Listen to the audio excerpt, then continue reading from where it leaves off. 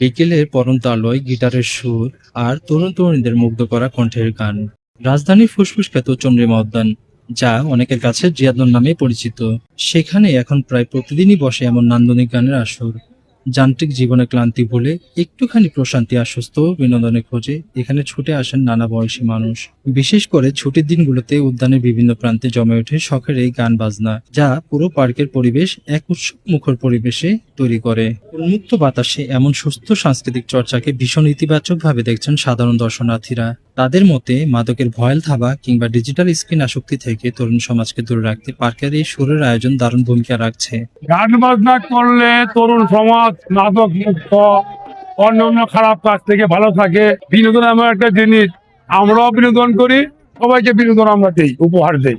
খোলা আকাশের নিচে গিটারের তারে তারে যেভাবে তরুণের উচ্ছ্বাস প্রকাশ পাচ্ছে তা নাগরিক জীবনের এক পশলা তাজা বাতাসের মতো। অনেকেই পরিবার পরিজন নিয়ে গোল হয়ে বসে এই গান উপভোগ করছেন, কেউ আবার মুঠোফোনে বন্দি করছেন সুন্দর এই মুহূর্তগুলো।